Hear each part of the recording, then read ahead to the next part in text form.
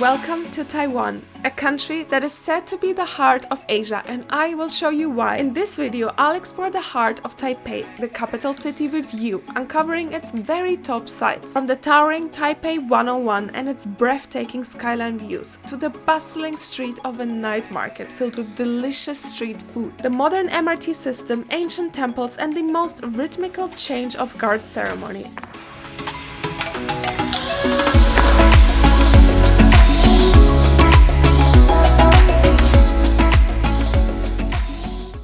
It is time to start our day of exploration in Taipei, and for that we are jumping into the metro, which is probably the best method to commute across the city. We got two easy cards, which are gonna be our transportation method payment for the city. They cost 100 Taiwanese dollars and they have been topped up with money as well. So once we go onto the train, we just tap in, also the buses, and you can have money on it to pay other things. And you later on top them up in convenience stores. So let's go. And it breaks the traffic compared to if you were to take a taxi or an Uber. And now our train is gonna come.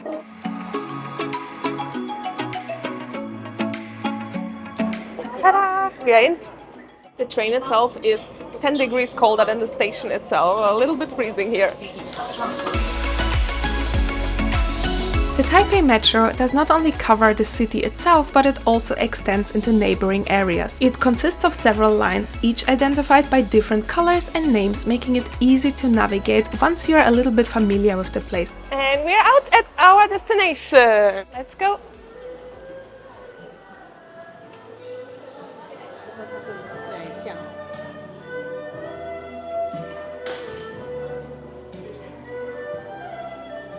Never seen that instrument before. Out of the station, it's already beautiful with that architecture around. Let's find the Liberty Square, what we came here for.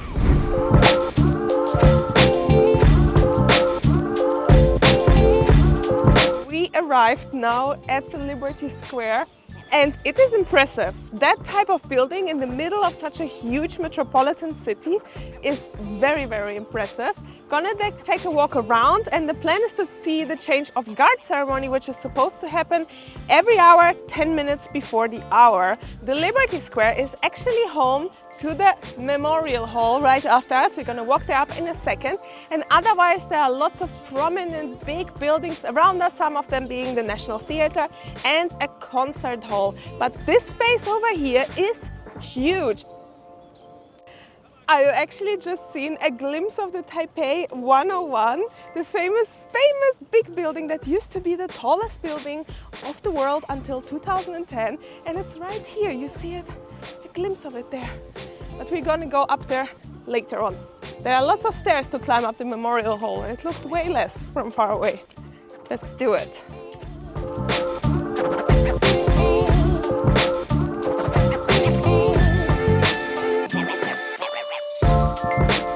The change of guard ceremony is a meticulously choreographed event performed by the honor guards in traditional military uniform.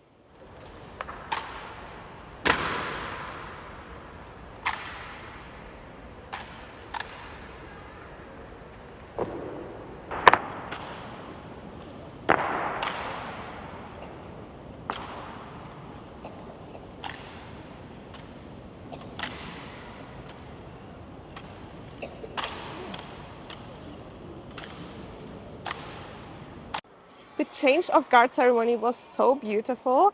I've seen quite a few of them, but this one was very special. It was very rhythmical and everything on point, and all the movements. It was very, very elegant. Even when they stand up there, somebody comes up and straightens up their shirt and their trousers, make it look so pretty. And when they stand there, it literally looks like a statue. They don't move a centimeter. The Memorial Hall is a monument dedicated to the former president of the Republic of China, Chiang Kai-shek. It is an iconic landmark featuring a grand white building with a blue tiled roof. It really stands out as something so special. And big tip for you, if you want to get the best view of the guards, you need to stand right where this red carpet is. If you have that spot, you have the best view. Liberty Square is a major public plaza and symbol of Taiwan's democracy. The square hosts public gatherings, cultural events, and peaceful protests. It is in such huge contrast to the rest of the city, it literally feels like you have been transported to a different time period. Looking at the Liberty Square from the top of the Memorial Hall is as impressive as standing down below. Now let's check out another building here at the Liberty Square, which is the National Theatre. As a tourist, you can enter the National Theatre, and on the lower ground floor you can find a cute little coffee house as well as a bookshop. Around the Liberty Square you will find beautiful parks with lush lawns, landscape gardens, ponds and shaped walkways. I think having these gardens exactly where they are near the Liberty Square makes this area absolutely picture perfect. It's time for a quick lunch, and for that I'm hopping into a 7-Eleven. But the 7-Elevens here are amazing. They always have seating options. There's lots of food available that is very delicious, from cooked food, easy food, baked food, fresh food, and a lot of drinks. And it's very cheap. The city has lots of scooters, and here the traffic is actually a little bit more organized. There are proper traffic lights, zebras are respected, and if you cross on red as a pedestrian, you are gonna get a fine. I love taking public transport whenever I can, wherever I am. I grew up in a city and I always commuted by public transport. In fact, I rarely ever commuted by car throughout my whole life. Navigating the way around the city with the train system is super easy. Google Maps is your best friend. The train stations itself are massive, but there's a queue on the floor and everyone is standing on one side very smartly, because then people can exit and you have your queue and your spot for the train right here. Oh, and there it is already. To see these types of public transports that tick all the boxes of being clean, safe, efficient, punctual, and just really modern is always a big plus point for me. And Taipei has it all. We have arrived at what is probably the city's most famous site, and it is the Taipei 101. The whole upper section where you enter the Taipei 101 looks so nice, definitely very advanced. You also have to pay an entry price to go up there, just a little bit cheaper than the 101. And the 101 is actually sold out at the moment because it is sunset time. Oh, thank you very much. We managed to get tickets to the floors 88 to 90 or 91, and there's supposed to be a coffee house. Also, we got a voucher for the coffee house, which is not bad. And the ticket price to go up to the 89th to 90th floor was $600 per person, which is not bad at all. Now we are heading up to its observation platform, and in fact we are taking an elevator which takes visitors to the 89th floor in just 37 seconds and is with that one of the fastest elevators in the world. Wow, that was fast. 37 seconds to get to the 89th floor.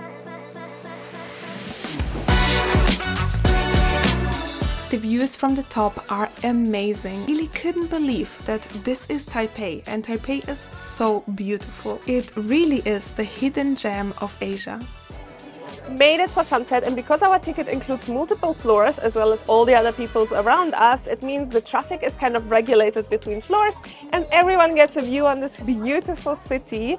There are so many of these kind of Instagram photo spots around the tower, and they are packed with people in a queue. This skyscraper is 1,666 feet tall, or if you count in meters, 508. And it held the title of the world's tallest building from 2004 until 2010.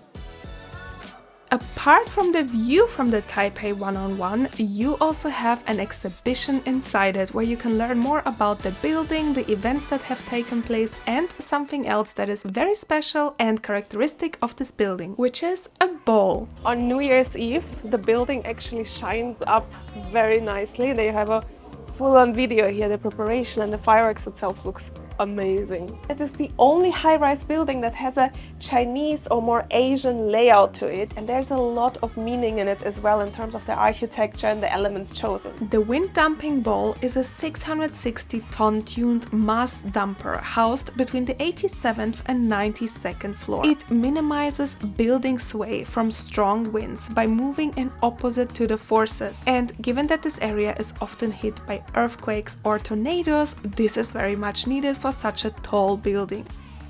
And while I keep calling this a bowl, it's actually called a damper, and it is the only one that is open in the whole world that you can see with your own eyes. The city has turned into night mode, everything is shining, and for us it's time to head down and go to our next destination. To commute to our next destination, we are taking the bus, which is just as efficient as the train, and the fare is a little bit cheaper. Made it to one of the most famous night markets of the city. I have really high expectations to get amazing food. This night food market is so good that I've made a whole separate video about it, which will be released after this one. If you want to know what Michelin foods there are at this market, make sure to hit that subscribe button now. However, the evening is not over yet. I'm heading to a temple that is just next to the night food market. Such a beautiful temple exactly next to the entrance to the market. That's how you can spot the market, but also it's probably the most beautiful I've ever seen, or at least in the top 5. There are some people throwing like little red rocks on the floor, red wooden things, and then they look at the rotation of them. I'm not sure what it means, but they definitely really much inspect them. So if you know what that means, let me know in the comments below. This temple is dedicated to Mazu, the Chinese sea goddess, and it is renowned for its elaborate architecture, intricate carvings, and vibrant decorations. It really sounds like a nice melody to listen to, even though I don't understand about it much. Very beautiful. Welcome to another day in Taipei. This morning I'm at the Dadaocheng Pier Plaza, which is this beautiful promenade full of old shipping containers that have been converted into restaurants and little tea shops. Some of them even have second-level seating, and all of that for that beautiful riverside view over here with the skyline on the other side. Also, the most surreal thing happened because there was a guy walking what I thought was a dog, and when I came nearer it turned out to be a pig. I have never seen a pet pig. I've never seen a pet pig walking outside, and then I had the chance to walk the pig, which was even more surreal, but kind of a really nice experience. Now, a pig wasn't the only animal I saw here. In fact, I have to say that Taipei was probably the place where I saw the most interesting pets in my life. And even if that is a dog, the dog is always dressed up, looking like a model.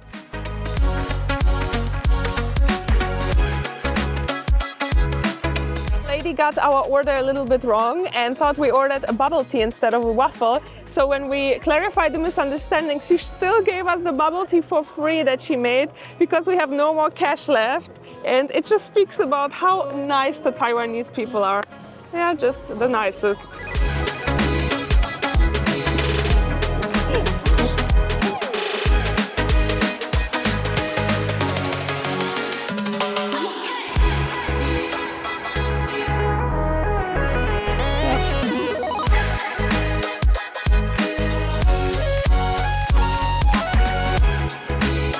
It's getting a little bit too hot on the pier and we need some lunch, which is why we are heading back into the city, and I love to see the roads and the big signs all around me again. We are actually not too far from the Tianhou Street at the moment, which is a very historical street and is considered to be one of the oldest in Taipei. It's definitely one to visit, and I've already walked around it, so I know what to expect, and I'm very much looking forward to walk around that area to see bits of it again.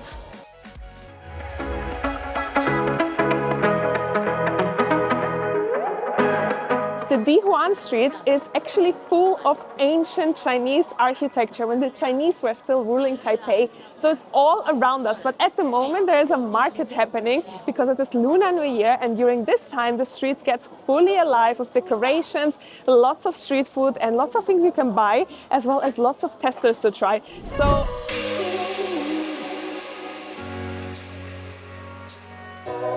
today we are going to be doing the Elephant Mountain Hike, which is supposed to have really good views onto the Taipei 101 and the city. It is quite a hike up though, so I'm ready for it, and we are taking the bus there.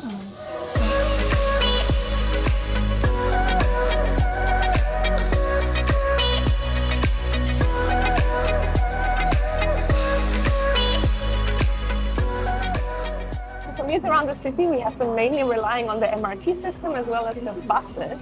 And we quite like the buses because you get a really nice view on the city while you drive around, although it takes a little bit longer. Getting some supplies before our hike up, some bananas, coffees and snacks that we're going to have up on the top.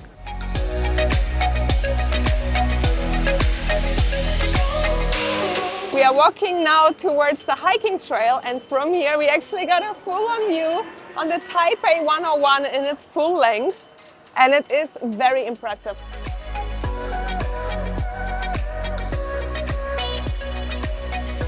The lovely local was helping us to find a way because it was actually not easy at all. The one we found online was the longer path. It was around 1 hour 40 plus to hike up, and that's not what, no, we're clearly not in hiking mood that long. So this is the one that I've seen online, and it's just walking up lots and lots of stairs until you start hating stairs, I think. So let's do it. There are elephant signs everywhere. I wonder what is the history of that elephant. Oh my lord, I feel it already. It is steep, my friend. Wow, that's gonna be one. There are some tiny stairs. I don't know what I prefer, like very steep ones or these tiny ones. The tiny ones even get even more annoying than the steep ones. Whoa. I went to the section of the photographer's lookout point and it is impressive. Whoa, really, really good spot. And that's my first view, full on, of the Taipei 101 in the area around here. Gosh, even coming up to this point, which was very much okay to hike up, it is so beautiful. When in doubt which way to go, take the one where the locals go. The rhyme was unintended. But also on the floor, there are like signs in Chinese. And if you translate them, it will also tell you what trail you are on. Quite helpful. I honestly can't stop staring at the Taipei 101. It is such a beautiful building, not even taking into account how high it is. The architecture of it from the outside, and especially now from this park area where it just comes through the trees, it's very, very impressive. Not something I've ever seen before. I wished for steeper stairs. Now I regret my wish. I just found the explanation why this is called the Elephant Mountain right here, and apparently the mountain itself is shaped in the shape of an elephant, the nose more so. So I think if you're someone who is into hiking or would enjoy this type of long hiking here in Taipei, then checking out this place in advance and planning the route is probably good, because there are multiple options for hikes, different lengths, different kind of entrances as well. So not as easy as I thought it would be here, but the lookout points are clearly signed out. So even if you come like me just for the view and a casual hike up, I would call it, there are lots of signs and clear paths. In case the hike up wasn't enough, there is actually a full-on gym facility in here and lots of elderly people as well exercising, which makes me feel very, very old. They're way more in shape than me. Come guys, that's the last step, at least for me. That's the last bit I'm gonna go in terms of height. Let's see what view there is.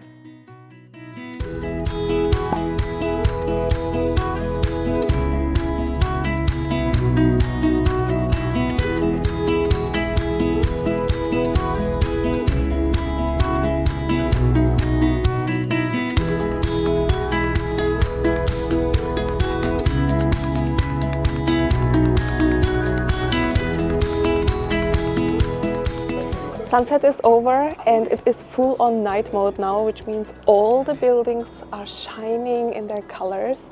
It's very impressive. I think for me it's even more impressive than being on the Taipei 101 because it is a very unique view from here. From the Taipei 101 you have a wider view and more from the top, but from here it is so beautiful.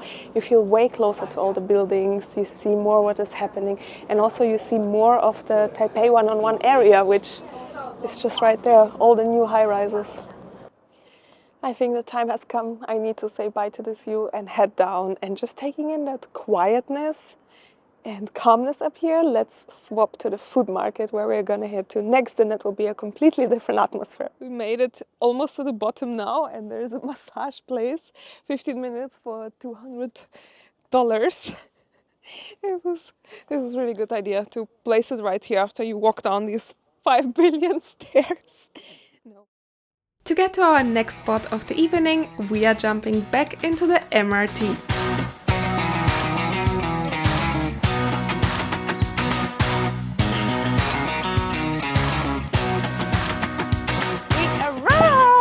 Let's go see what food we can find tonight. The street food night market I'm visiting tonight is the Shilin market, and let me tell you something about Taipei's culture of night food markets. They are more than just food stalls. They are a sensory adventure and are a part of Taiwanese culture and a reason to come to Taiwan. That is a big sausage. They have games here and lots of them. One of them is fishing of little fish that are alive. There is a massive gaming and entertainment section here with various different games and things you can win. I think the gaming culture in Taiwan is definitely top. You can study biology here on these markets. You definitely see lots and lots of organs, and I love the creativity in that. What is it?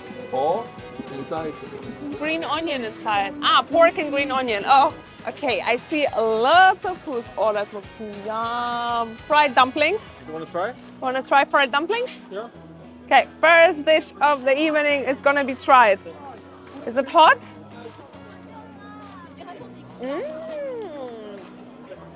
Yum!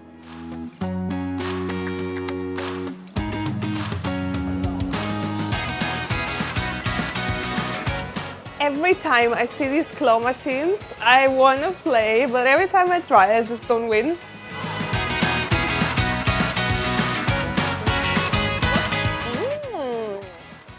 It's mozzarella inside. Deep fried and very delicious because cheese fried. And now I'm queuing for something that is long overdue, which is bubble tea. Did you know that bubble tea was actually invented in Taiwan? So where else should you have it in bulk than here? And I'm gonna try it in this like local place with older lady selling it. So I feel like she knows what she's doing, and there's a queue. Thank you. It's not my usual bubble tea, but it's very good. Not too sweet at all, which I love. And it has like lots of things on the bottom. Definitely the bobas, but something else as well. And it feels like rice.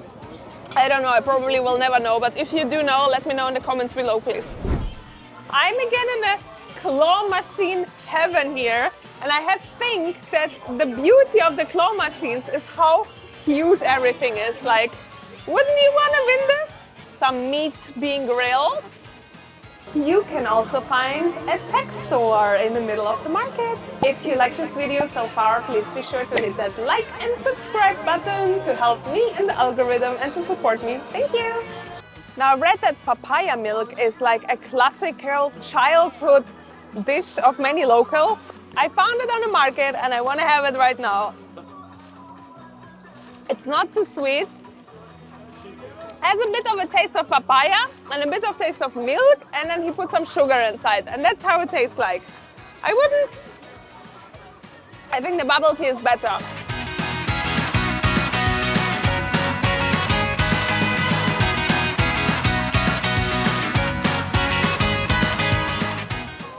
Her name is Momo-chan.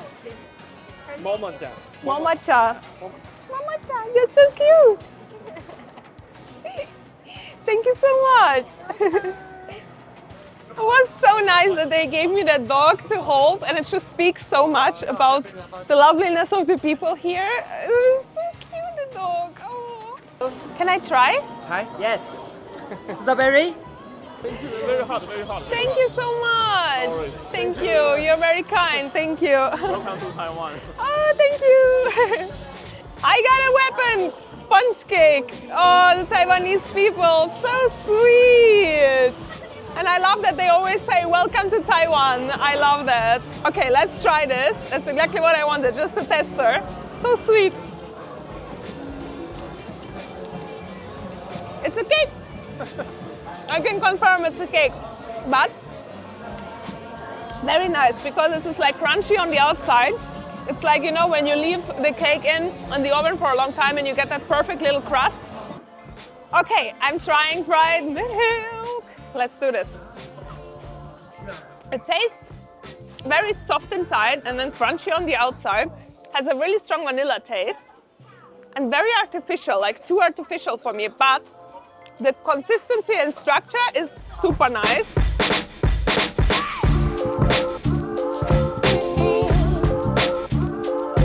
We have to get back to the Airbnb to get a good night's sleep because tomorrow we are actually heading out quite early for a full day of very fun adventures. Stay tuned for that one. And for now, good night.